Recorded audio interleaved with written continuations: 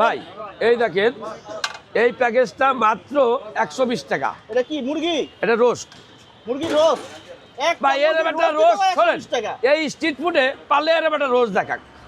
ভাই কে বাবা সম্ভব? ভাই বুঝি না আমি। ভাই শোনেন একটা কথা কই, ওই যে বলছি না হাসান বাবা মানে আগুন, হাসান বাবা যেটা পারবে এটা কেউ পারবে না।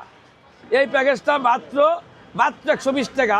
5 পদের ভর্তা, সালাদ, পেঁয়াজ, সাদা ভাত, সাদা পোলাও, বুড়া খিচুড়ি, লটকা খিচুড়ি, এই যে চিকেনটা।